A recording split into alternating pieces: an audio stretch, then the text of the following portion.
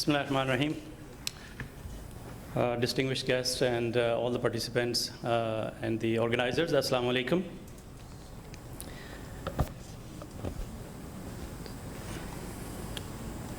I'll go straight to the presentation, not to waste everyone's time. There's an African saying, if you want to walk fast, you go alone. But if you want to walking far, you need to walk together, which means you need other people, you need other partners when you have to go far. International cooperation, and that's my role at the Ministry of Information Technology and Telecommunication. I head the international cooperation team. We do work with a lot of organizations and embassies and ministers and multilateral organizations around the world.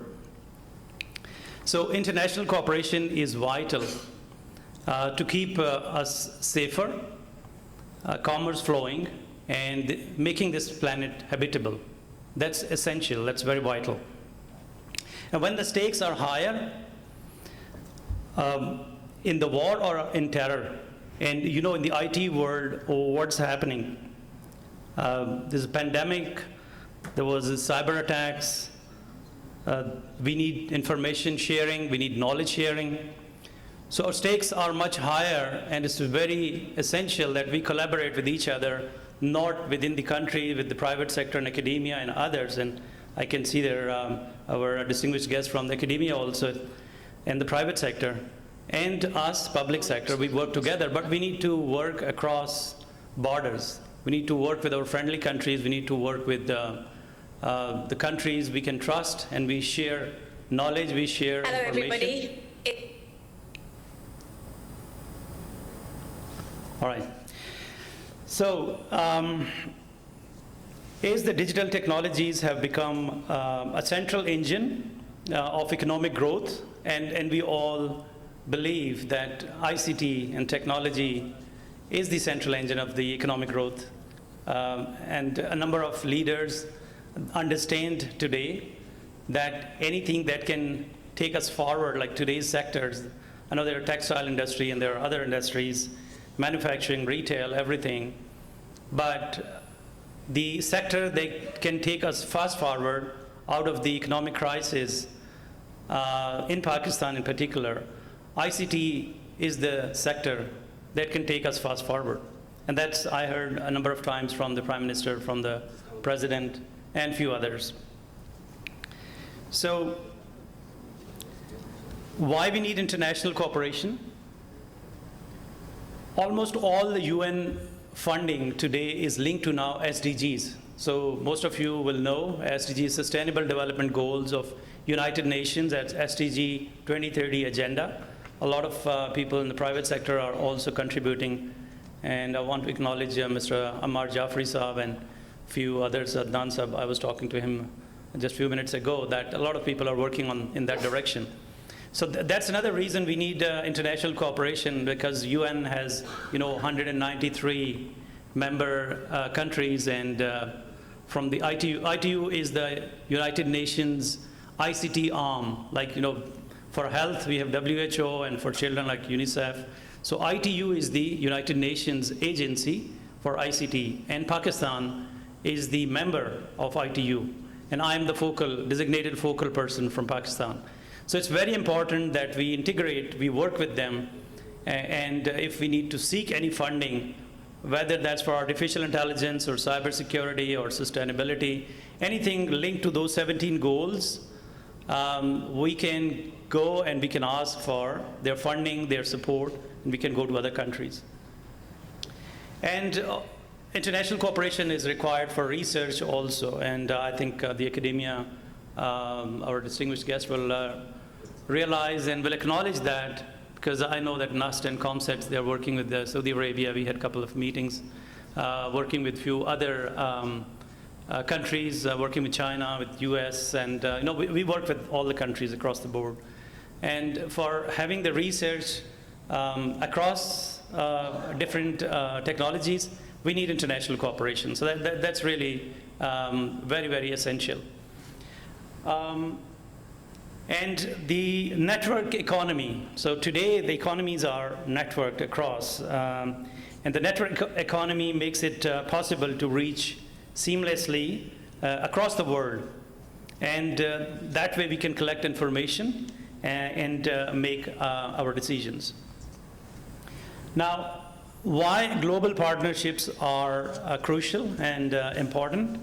There are organizations and there are multi-stakeholder initiatives like GPAI, and people who are linked to AI will know that the Global Partnership on Artificial Intelligence is a multi-stakeholder initiative that aims supporting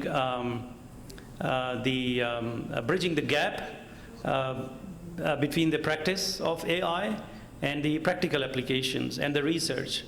So it's very important that we, as Pakistan, as a country, we become part of that. And there's a partnership on AI, is another multi-stakeholder nonprofit organization. So making global, intergovernmental links, we are the focal ministry for you in the digital domain and in the IT and telecom sector. So you can rely on us as the Ministry of IT and Telecommunication. We link you to different organizations, and I'll briefly go across that. McKinsey Global Institute recently analyzed the economic data from the United Nations and from the World Bank and from World Economic Forum. So they collected the data and reported that by 2030, artificial intelligence has the potential to add 16% or $13 trillion to the global economy. And it could boost the global GDP by 26%. So 26% is a big number. If the global GDP can be pushed across using this technology, so you can see the potential of AI. AI for good, some of you might know, so I did mention about the ITU, International Telecommunication Union, and they do a lot of seminars and a lot of summits. AI for Good Global Summit 2023 will be held from 6 to 7 July 2023 at Geneva. And they also aim to identify practical applications of AI and accelerate progress towards sustainable development goals. As I mentioned, their UN agencies are linking everything with SDGs now. So to connect AI innovators with the public, like the government organizations and the private sector and the decision makers, that is what they do. They want to bring everyone on one platform and put them together. So if any one of you could join and attend and participate, I think some of you will do. I highly encourage that you should go there. And the power of AI is immense. We can't be alone, so that's what I put it there, because we should understand the global partnerships. We should know the power of going across different countries. So if we are alone and if we do within our borders our own things, and if we don't build those networks and partnerships, we'll be alone. So we won't have that leverage of the knowledge of others and the research who other people are doing. And obviously, when we work across the board with different organizations, we can have the power to influence different organizations, and we can seek funding from them. There's immense wealth around the world. I know that some of you may be startups, or maybe many of you. So in the private sector, a lot of times we are looking for funding. I can tell you with my experience, like living 20 years out of Pakistan and in Australia and the US and Canada and other places, there's a lot of wealth around the world, and free wealth. People are ready to give you the money, but they can't trust who to give the money. So if you have the pitch, if you have the right pitch, if you go to the right people, whether your initiatives are in the climate change, in the sustainable development goals, in the poverty alleviation, which is again part of the SDGs, child online protection, connectivity, you will get a lot of funding. We just need to go to the right people. So with that, I'll go to my last slide and just give you a bit of background. Some of you might know about our role and my role, but this is what we can help you with from the ministry. So we work with some of these organizations, but there are more than these. International Telecommunication Union, which is United Nations. We work with UNDP. We work with UNIDO. I just met with Ahmad, our friend here. And GSMA, World Bank, Asian Development Bank, World Economic Forum, Islamic Development Bank, ECO, Shanghai Cooperation Organization. We have our own model we are developing with China under the CPAC, and that will be like the CPAC is China-Pakistan Economic Corridor. We are building now CPDC, which is China-Pakistan Digital Corridor, under the CPAC, and we will be working on a number of projects over there. We are working with the United States. We are working with Azerbaijan, with Japan. We have, in fact, hired a consultant through JICA, and they work very closely with us. I think they work with NUST and ComCerts also. So you can leverage our links and our connections. We work with large corporates. Obviously, we work with big brands like Google and Amazon and Microsoft and SAP. A lot of multilateral organizations like DCO, Digital Cooperation Organization. So the countries who are the members over there, we can link you to those countries and those organizations also. So we have connections up to the Secretary General level, like I talk to them day in, day out through WhatsApp and on the phone calls. So we have linkages there. And you might know, some of you know that we are working, as a Ministry of IT, we are working on National Artificial Intelligence Policy. And my good friend, Mr. Junaid Imam might be joining here later today, going through the details of that policy. It's still a draft, and we will be putting it up for consultation, like we always do. So whatever policy we have, like personal data protection policy or cybersecurity policy, whenever we work on the draft, we put it up for consultation.